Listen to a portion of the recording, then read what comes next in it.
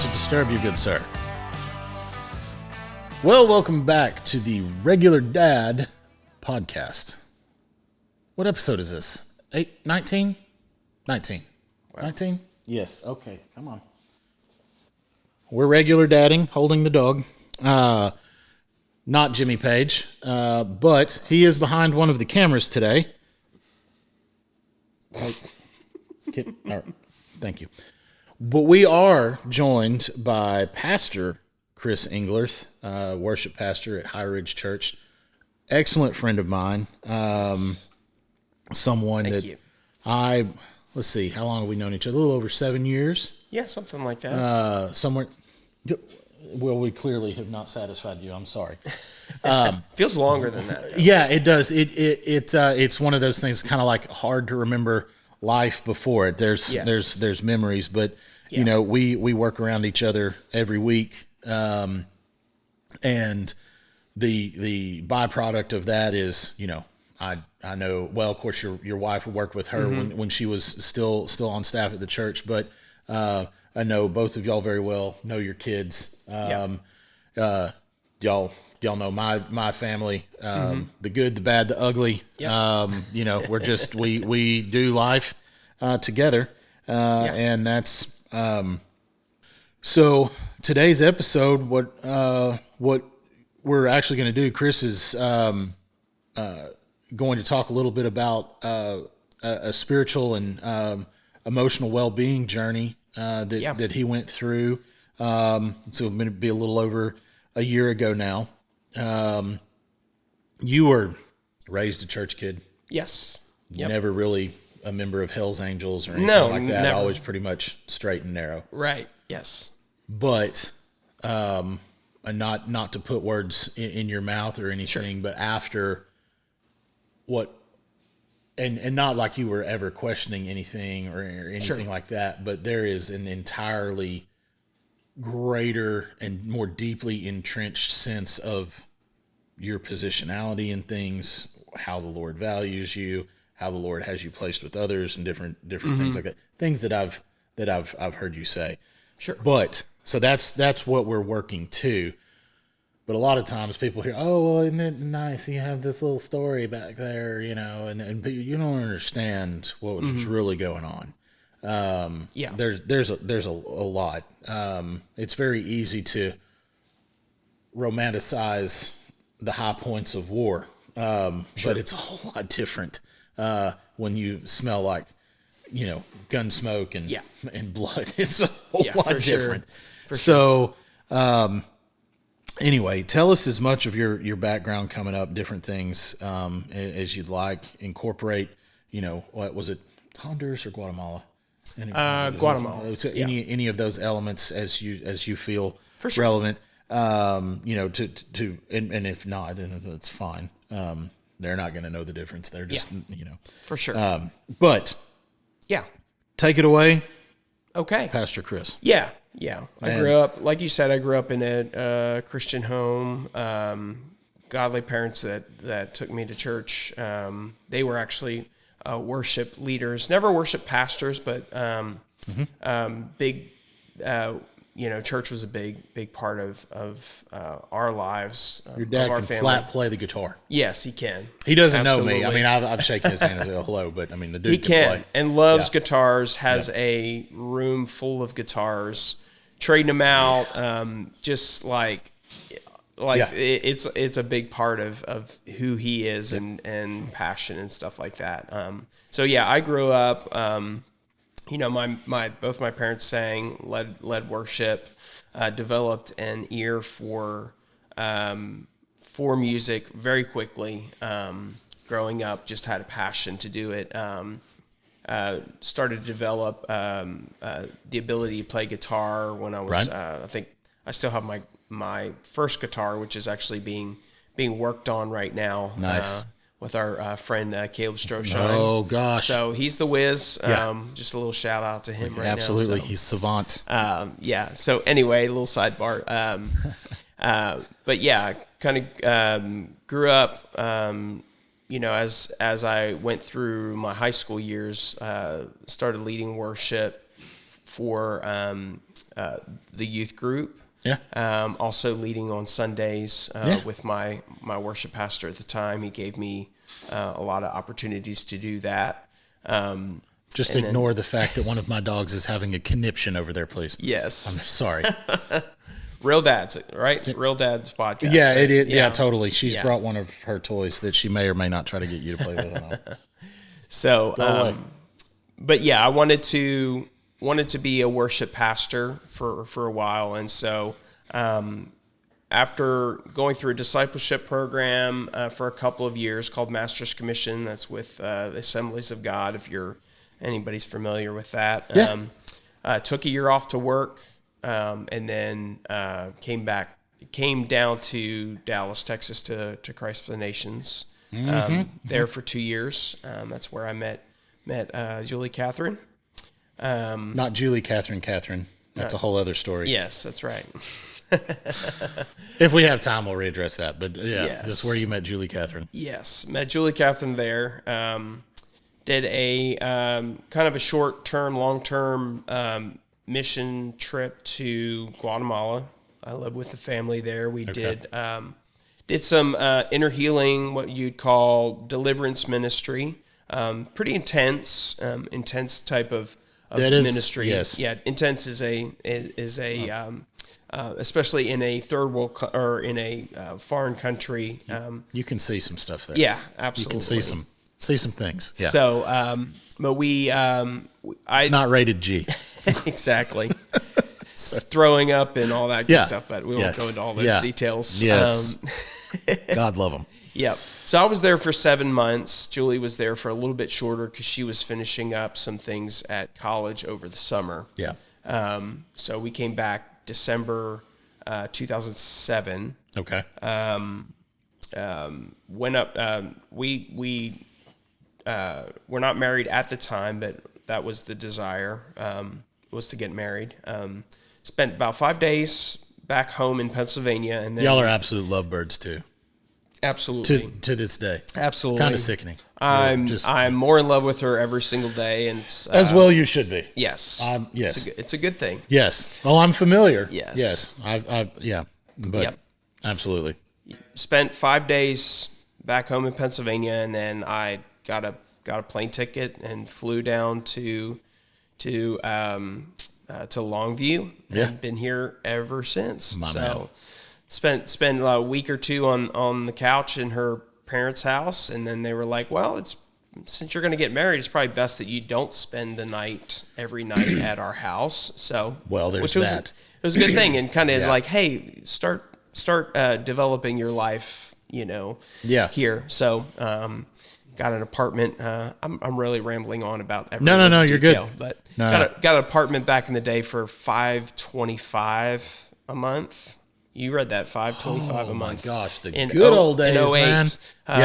Whaley Apartments, right next to the community center. Yep. You know them, they're very, very cool and spacious. Yep. So, and then so I started working for her dad, doing hazmat.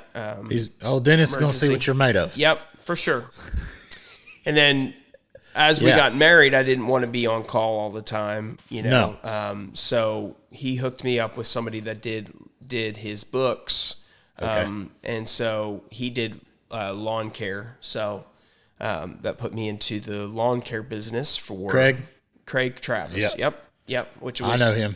It was a lot of fun. 9 years of lawn care. So began to drive my own have my own crew, and so. Yep. That was fun. It's a grind. Yes. I stayed at an even 165 in the summertime. So I haven't seen those numbers in a long time. So, wow. But I didn't look very healthy at 165. So no. No. Yeah, it was a little bit below fighting weight. So yeah. Stiff wind and you're in trouble. Yes, absolutely. Yeah. So. That's like my daughter now. So it's when the wind blows heavy, we're like, we have hold on to her. Easy. Absolutely. Excuse me. So, and then 2012, I came on part-time worship pastor at at what was called LCF at the time, Longview Christian Fellowship. Sir, I tip my hat to you because that was an assignment. Yeah. It was an opportunity, but plenty of weekend warrioring. Warrioring. So I like it. We'll go with that. But it was fun. Just, doing what God had called me to do and waiting my time before I could get a full-time job at the church. Yep. Pastor Tim came in 2016. Yep. Which is kind of a shift for our church and our vision.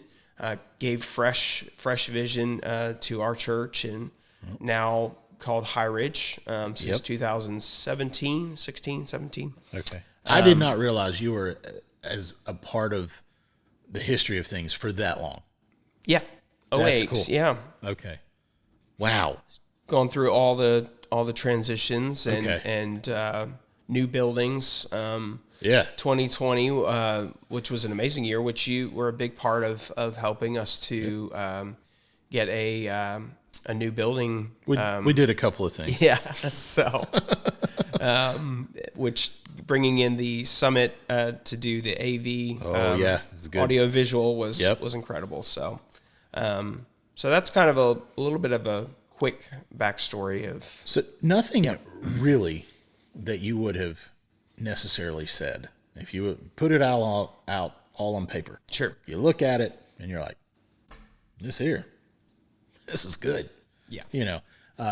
You have good reputation. You have good pedigree. You have demonstrated skills, so you have rapport with a lot of people. Yeah, everybody for the most people, everybody likes me. I don't have people. I mean, there's a group that doesn't, but we don't really acknowledge them.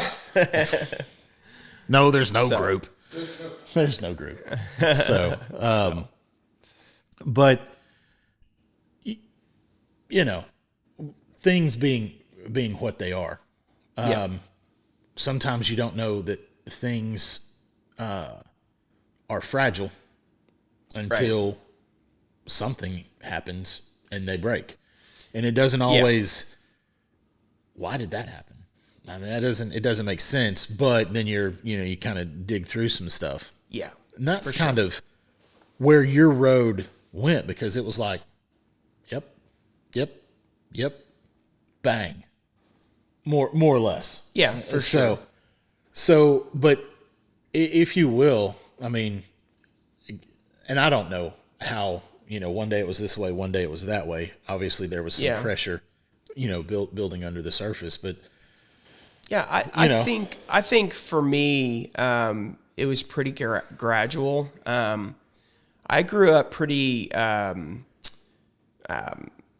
grew up with a lot of insecurities, a lot of fear when I was growing up of just silly things like watching scary movies. I was a very sensitive type person. Even I don't like scary movies. Yeah. Jumpy movies is one thing, but I don't like scary. Yeah. But just having that fear, fear of things, fear of not being able to fear of failure, accomplishing things and having that in my mindset of I don't know if I can do this. I don't know if I'm smart enough. I don't know if I'm capable of this or doing big tasks, and scared. School was kind of a little bit scary to me, of projects and papers I think it's a little bit of, not wanting to do hard work at times, but also just kind of being nervous and scared. So just some things that, everybody's different. Everybody has their own way of things that they have to work through in their lives. Yes, and so absolutely. Fear and things. But, it seems like being in the church environment, and especially if you have a position that's on the platform, and we say the spotlight, and I know you're not there for the spotlight. Yeah. But if any of those insecurities exist at all, that environment and being continually engaged into it can really offer some detriment, because there's a lot of performance anxiety and there's different things, and you live in that tension, and it's hard on you. Yeah. You know. And here's the funny thing. There's something, I don't know if it's just, I've gotten a lot of positive reinforcement over the years of like, man, you're gifted, you're called, you're like you have the amazing ability to lead worship. And I'm not trying to blow my ego up or say how great I am. It's just, We will. it's just something. Chris is great.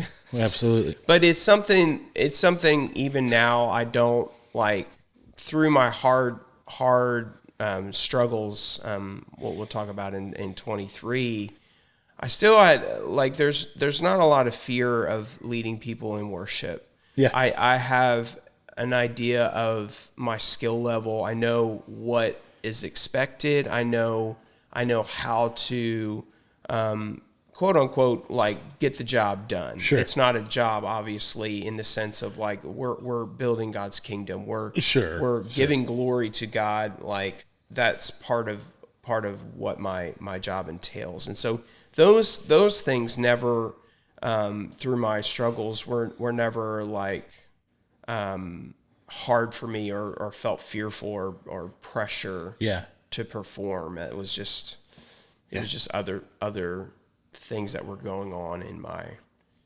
heart. So you've always been, very, very solid as a leader, and you know where that comes from. So sometimes people find their way into the worship leader position. Not even saying the worship pastor position, but just someone who, they can play and sing.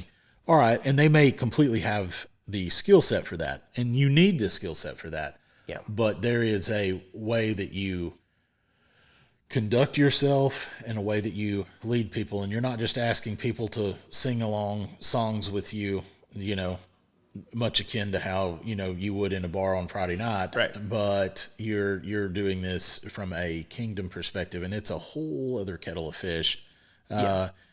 And that had been cultivated in you for a long time. Mm-hmm. So you, in a healthy way, I can go lead people in worship, and you just this is how you do that. You didn't bring a lot of the bad stuff, of yourself to the platform. Right. I've worked with lots of people over the years, and you knew when they were having a bad day. Some of them, others that okay, yeah. But that it was fine, and they were always on. But anyway, the others you knew they were not having a good day. For sure. So, which for me, it's a little bit kind of. It's a little scary and actually very, what's the word? Like for me, for people not to know that I was dealing with some things, and I can like put on like this very, like, duck on water, like right. Everything's cool on the surface, but the your feet are going crazy. Yeah. It's a little bit of like, oh yeah, like I can make I can make the atmosphere feel good, like people feel, which is a good thing. Like as a leader, we're called to do that. But also, if people don't know what's going on deep down, if I'm not sharing that with somebody, and you're seeing that a lot in church now, where people are like, man, I thought he was okay, but he's like off, having a thing on the side with some other woman that's not his wife, or things like that. And so all that to say, it's really important to stay. That's quite all right, Chris. For leaders to stay connected, and also to like. You don't have to tell everybody your junk, but you got to tell somebody what's going on. The more isolated you get, the more truly not healthy, vulnerable you get, the more susceptible, really is probably a better word that you use there. That thankfully who I'm going to reference is not not what happened to you, but you look at someone and I have I have some respect for him. I've recently watched the Hillsong debacle, whatever the documentary is, and of course it centers predominantly around Carl Lentz, and Yeah.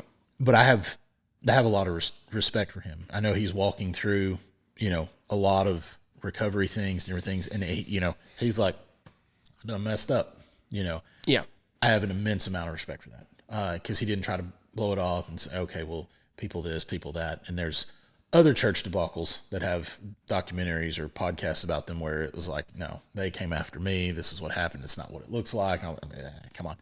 Yeah. So Come clean. yeah. Yeah. So, sure. so there's a couple of different approaches there. So, you thankfully there was no scandal or anything. Yes. Involved. Thank the Lord So, that I was able to, come out unscathed and not a lot of a road of destruction behind. Yeah. What had gone on. So when you say emotional breakdown, people can take that the wrong way. So to try to give it a little bit more accurate context, Sure. Be it a breakdown or whatever, it was a breaking point where something had to give.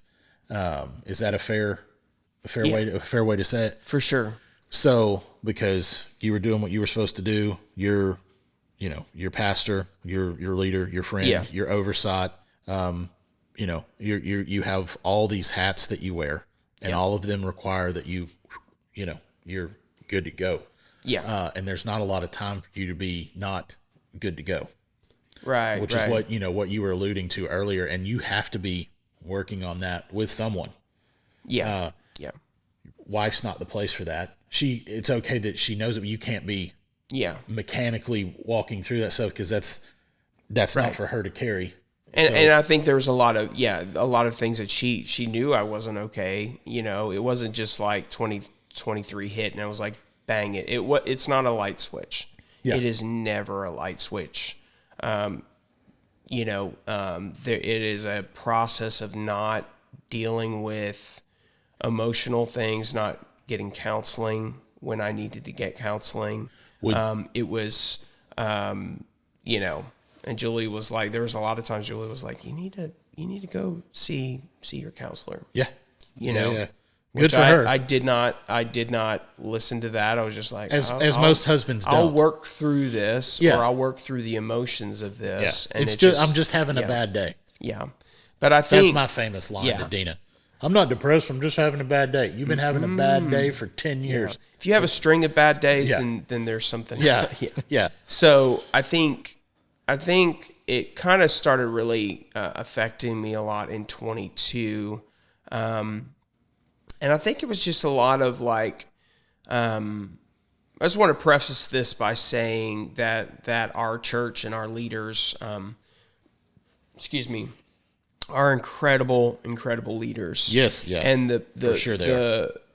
The things that we do as a staff, the things that we do as in our pastors, our elders, extreme support, extreme grace when we're needing to work through things. A lot of like, hey, that wasn't perfect this Sunday, or this and that, we need to work on it. But it's not like, where you have some churches that are like, man, you guys have got to get this right, or we're just, a lot of the focus for some churches is not on your health. It's not on, it's what can you do? And so I want to say that by saying High Ridge is an amazing place where it's not do. There's some do. There is some do.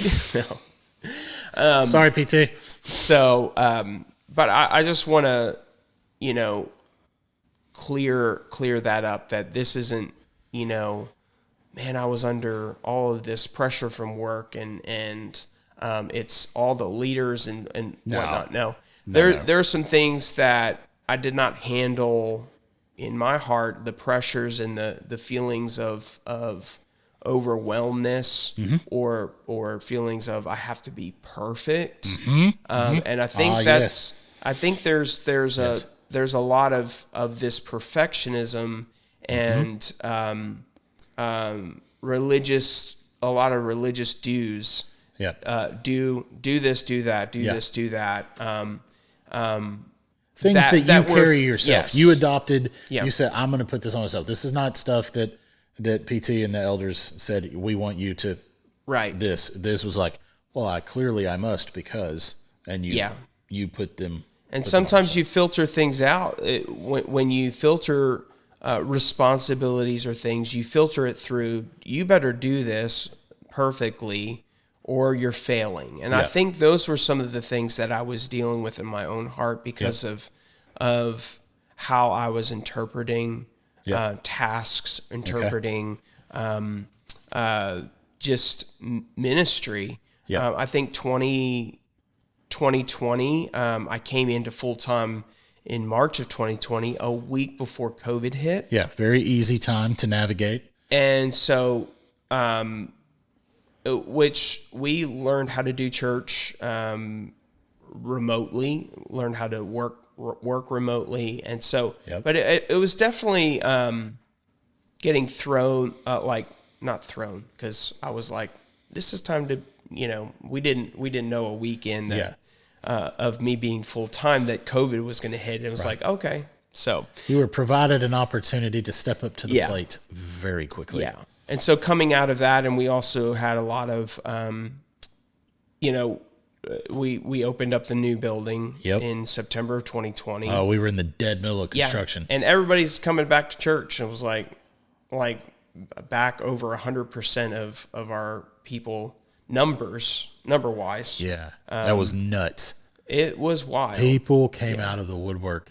Yeah, because there was churches that weren't opening or whatever reason. There's no judgment there. Oh yeah, no. But they needed community, and we had a new building to facilitate community to people, and so a lot of those things I think I didn't really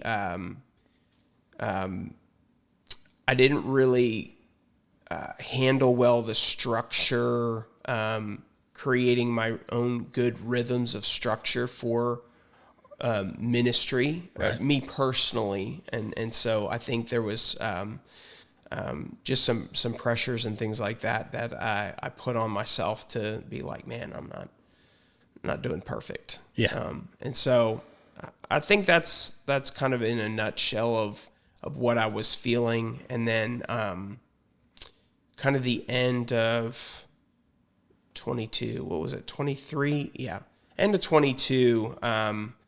I just began to deal with a lot of depression, a lot of just and it was weird. It was like I didn't feel sad or upset. It was compressed emotional dynamic range. And it was like, not happy, holy crap. When I look back, can I say holy crap? I can't say holy crap. Okay. You want to say bullshit? We can just go to say that. This is a regular dad. We can say whatever we want. No. Okay.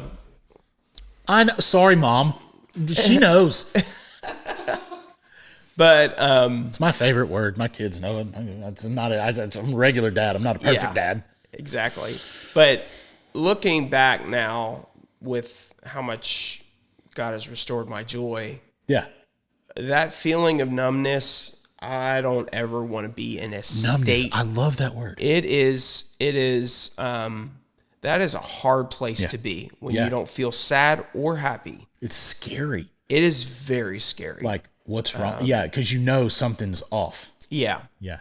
So, but don't even know what it is. Or I didn't. I just was like, just stunned. I was like, I just need a minute. Like you the wind knocked out of you. Yeah. Yeah. Okay. So I just felt with everything it's like Sunday mornings is fine, but preparing anything or scheduling things, scheduling people, it felt very hopeless. Yeah. And very numb. It was you could even ask our Pastor Paul, he was just like, Chris is just like, I can tell that there's just something not. Yep. It's not. There's something not right there, and so Good man that he is. Yeah. Yes. So the end of 22, and then 23, beginning of 23 is kind of when it all kind of hit the fan. There were some... The fit hit the shan. Yeah. Happy, Mom? But it was not... She'll text me when she watches It was this. not great. There was a lot of destructive thoughts, and I won't really go into all of the details here because it's just it's not pleasant. But it was kind of the Lord was kind of bringing me to a you are completely broken. Yeah. Like a spot where I had to get help. Yeah. So you were running on spiritual equity, and know-how and muscle memory. Fumes. Yeah. Until you hit fatigue. Yeah. Then it was like, there's nothing to draw from any longer. Yeah. And that's for anyone that the CrossFitters. I just feel like I should put this out there. They call it rhabdo, the Uncle Rob or Uncle Rab or whatever, but it's the rhabdomyolysis or something. Yep, it's where but it's like beyond muscle fatigue. You pee brown. Yeah, Yeah. your muscles are breaking down, and you are peeing out your muscles. Yes, yeah. You're liquefying Yeah. in a lot of states, and it not only can I've had a slight painful. rhabdo. Okay, I've had a mild case of rhabdo. It's dangerous. Yeah. It can be fatal if depending on how far into it you go without, if you need the medical intervention and not just copious amounts of rest and fluids, it can really mess with you. Yeah. But so for anyone that, that understands that's kind of the place that you get. It's a whole other level of fatigue. It's not exhaustion. It's like we're now in a destructive, or we have experienced destruction, self-detonation. We are wherever the line was that we should have stopped. Oh crap. Yes. We're here. Very much. Yeah. So, I kind of came to a spot of brokenness. There was something like, the pastors and some of the elders came and prayed over me one day, which I think it helped for that moment, but there was just still some, like, I don't know, just things that just I didn't work through it again. Like it was just, it kind of, those thoughts, those emotions, it was very deep seated in me. And so just one night, taking a walk with Julie, like I just kind of shared some of the destructive thoughts that I was dealing with, and she's like, okay, it's time to call your counselor and ask what he needs, what he advises. So called him, talked through some of the things that I was dealing with, and he says, okay, you need to go to the emergency room. Yeah. Because this is I'm afraid for your family and for you. Yeah. That's not a call that a counselor likes to make. And my wife is a mental health professional. And we've had to walk through that. I've been party to it, walked through a little bit of it with her as it's hit a little closer to home. But that if a counselor gives you that encouragement or that recommendation and says, you need to go to the emergency room, because that's the facilitation, that's the funnel that gets you to the next place you need to go. Yes. That's a very serious thing. And it's not to and even really alarm you or throw you off, but if it's thing and you're like, no, it's really okay. No, listen, you need to go. Yeah. You need to go. It may be okay. It may not be, but we were talking about someone who's trained to look for different things, look for certain flags that says these are indicators that someone is in distress, and other people could be collateral damage of the distress that this person is in. We need to, let's go. Let's go. Yeah. So that's a big place to come to. And I can only imagine that it's very disorienting because you already feel kind of disoriented as it is. And it's like, the emergency room. Why? I mean, I don't know, Yeah. but I can only assume that was, well, tell us, I mean, what was that like? It was, it was very much like, gosh, I'm it assuming was- it's hard to something to put into words. yeah, I was going through a lot of emotions, a lot of like, man, Julie was with you. yeah, Yeah. I haven't like a lot of ways that I was like, man, I've been just dealing with so much stuff. I don't know if I've been really like truthful with how I felt. Like there was just a lot of things going on of like, is this gonna like, are we getting this fixed? Like, I don't know. Yeah. Just Yeah. a lot of Everything.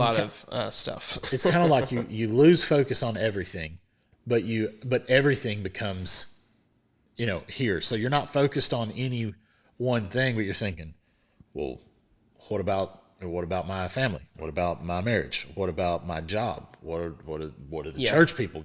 I mean, so Yeah. and Yeah, then there was a lot of like, do I need to stop working at the church? Yeah. Like, is this like, like, I don't know if I'm supposed to come back. Like, I don't know if, a church is a hard place to work. yeah, but it was People like, that don't know any better will think you just sit around and pray all day. No. No. It is one of the hardest things you can do. yeah.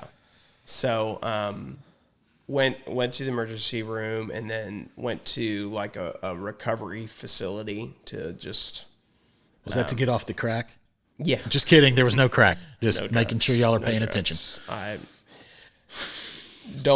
I don't know why God has given me the ability to not go to substances to deal with stress, but I Right. just don't. I just internalize it. And, Well, it's healthier that way. It's healthier. yeah, I guess less things to work through, but in any case, Sure. went to the facility, just to, and kind of be able to have medication, God bless have doctors, have doctors look at me, which I really got jacked up on some of the, not jacked up. What am I trying to say? One of the medications Imbalanced. had some weird side effects where I was mumbling. I couldn't wash dishes correctly. Oh, man. I'm sure Dina I knows what that couldn't one brush would be. my but teeth correctly. Oh, gosh. It was the weirdest thing. That's but, funny.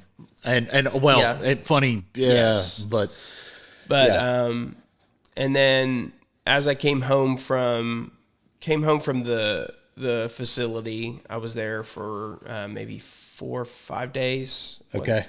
Wasn't quite a week. There were just still a lot of things to work through. Yeah. Of just still wasn't feeling no, they try to. the best. Yeah, So, they try to get you meted up to get you stabilized. yeah. In doing that, it kind of puts a lot of things on ice. It kind of suspends a lot of active realities. Yeah. So that, all right, we'll slowly re-engage things to bring things back online, but hold on here.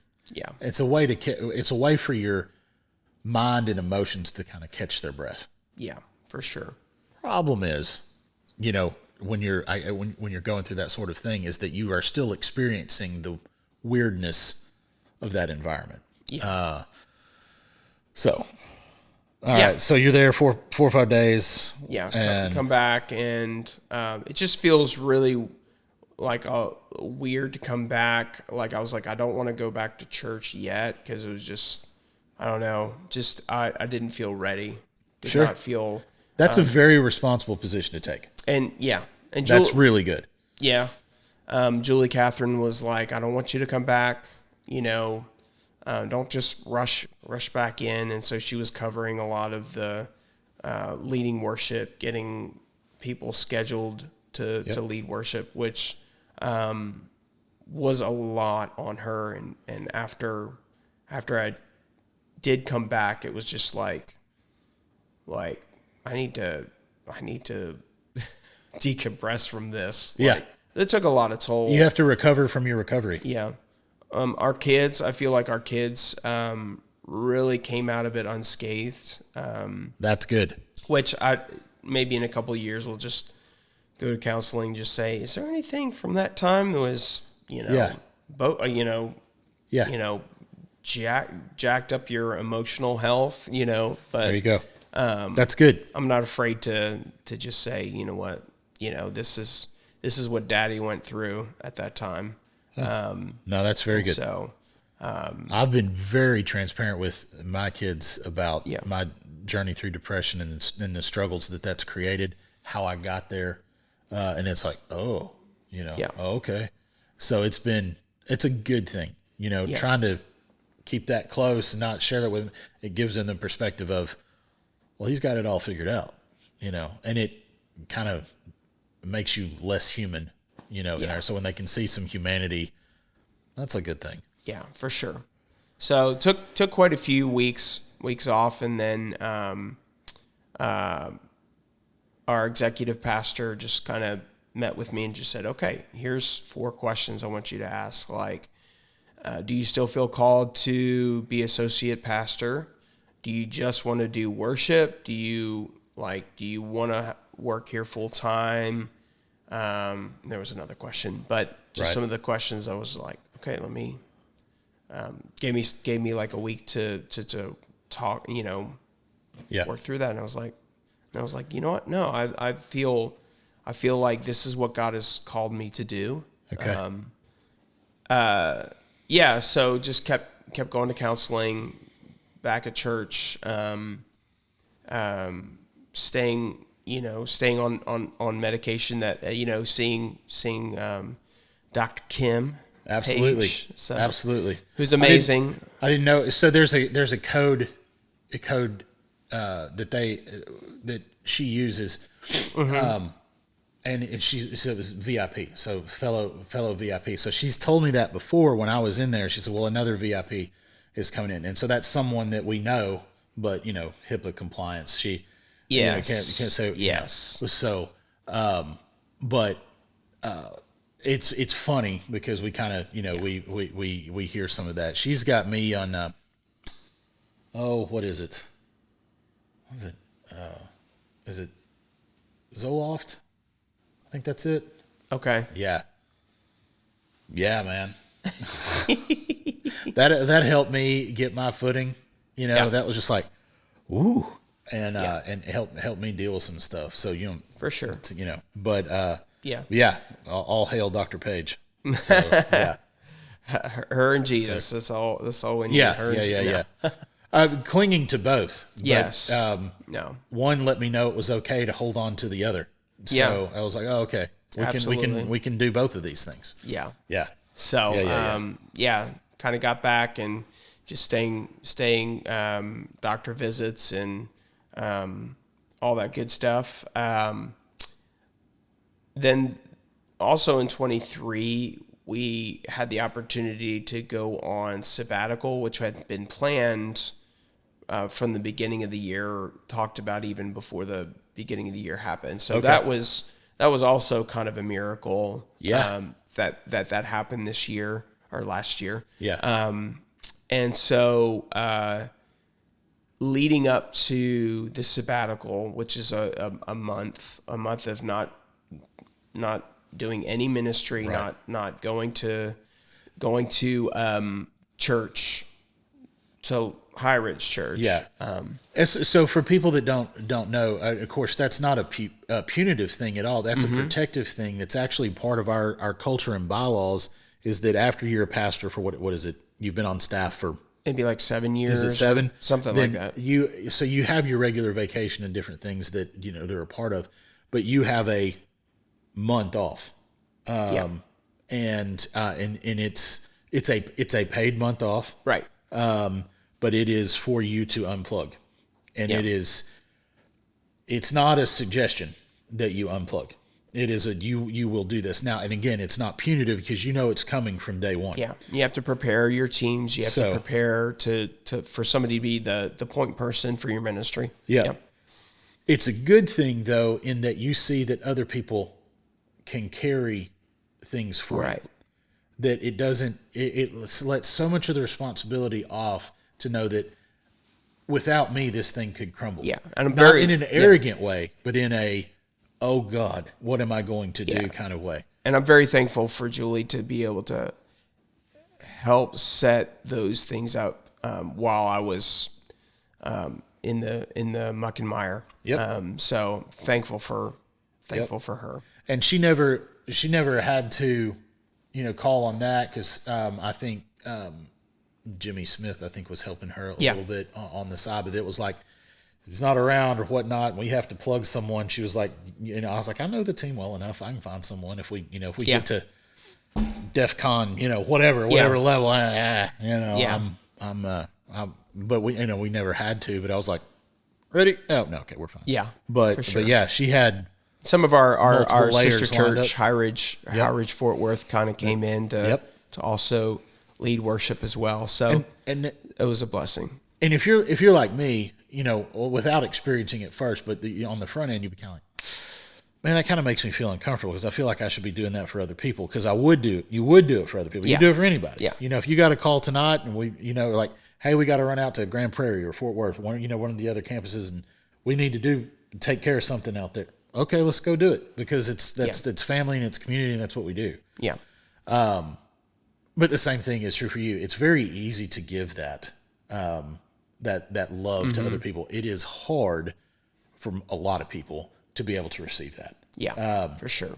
I'm definitely one of those people. You're like, you will give.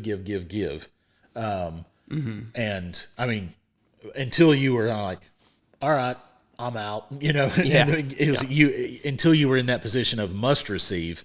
It's a lot. Okay. Thank you for, allowing me to receive. So, all right. So we've kind of gone through, all of the things that I was going to pick up here, and we've touched on a little bit, but just to wrap things up, tell me how you would encourage anyone else that's in a similar situation, that's in I feel like I'm emotionally drowning. I feel like I'm, I'm just barely treading water in ministry, in life, in marriage, in a job, in a relationship, in a whatever. Okay. But I just feel, I'm just barely hanging on.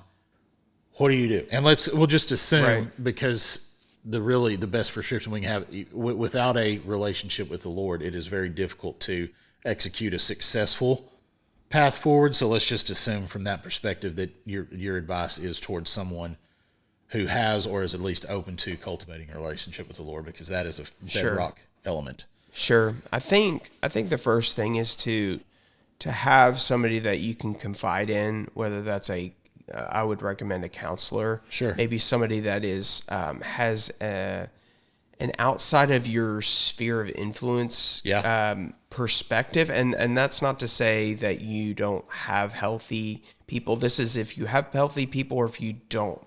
Either or. You need like an outside of like, there's no pressure, there's no like, well, I think you should do like, I think you're need to do this or do that.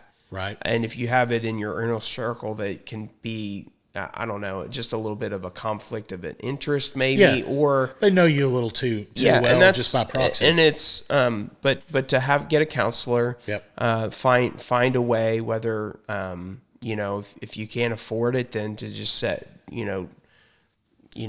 have people, find a friend to talk to. Find a friend. Tell someone. Yeah, absolutely. If you can't afford that, then if you're at a healthy church, they should be able to help you get that that counseling.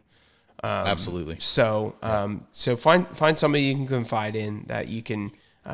Like I said, you don't have to tell everybody your crap, but you need to tell somebody. Yeah, absolutely. Because that crap will hit the fan at some point. It will. It will hit the fan, and it makes a mess. The analogy comes to life in a hurry, and you can't stop it once it hits. It's going to get everywhere, and then you have to clean up. Continue on with the analogy. And I would Go ahead. I would also say one of the things during my sabbatical, which not everybody has 4 weeks off that they can just go, That's honestly, it was a hard-earned lot, 4 weeks, a man. lot more than 4 weeks last year. It was a lot of time away. But I personally wish sabbaticals were offered every 5 years. Yeah, that would be nice. I'm saying, But one of the things leading up into my sabbatical, I was like, Lord, I want the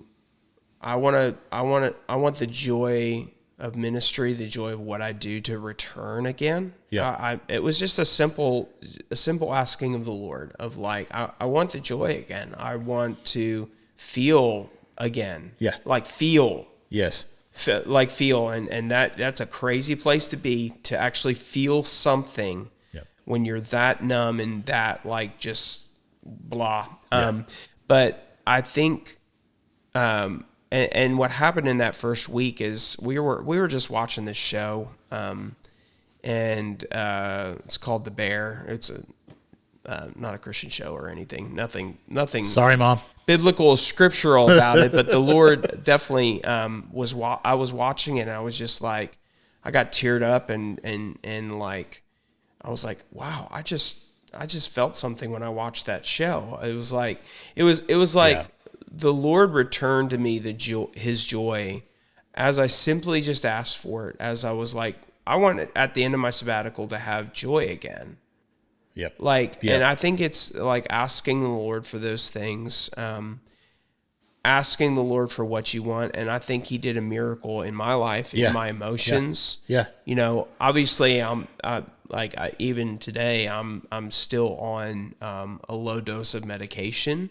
But I feel like as long as you're working at the church, it's probably a good idea. Yeah. But I feel like the Lord should be standard issue. Yeah. What God did in my heart was a true miracle. It was, and I feel more confident today. I can definitely say that 23 was the lowest lows that I've ever felt. Okay. Because there was times when I wanted to get a backpack and go walk the streets. And I'm not kidding you. I know some of those guys. Not an exaggeration. Yeah. It is not an exaggeration. Yeah. And it is just checking out. Yes. I've seriously wanted to do that in my worst moment. But I did not give up. I did not. That's saying something, man. Because and it's crazy. So I felt the lowest lows, and I also felt the highest highs of, and this was what I was going to say. I know the importance now of focusing on being rather than doing. Excellent.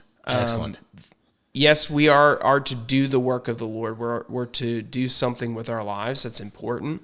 The work of our hands is blessed of the Lord. I know that. Yeah. But if our doing should come out of a deep relationship with the Lord, of being His child, of being in His kingdom, of our relationship with Christ, it should start there and let the doing happen after that. Yeah. Yeah. And it was something where I had been so focused on the doing, or what I was lacking to do, that I forgot to just be loved by the Lord. So, well, I can't put any tidier of a bow on it than that. So, but I will say thank you for sharing that story, and just revealing that side. I learned stuff. It was beneficial to me, if not another soul. But I know that it will speak to a lot of people. So I thank you for just for sharing and being willing to talk about that. Absolutely. Thank you to all the people that stood by your side. A lot of them are the same people that have walked through me, or walked through things with me. Through similar journeys, and so journeys plural. And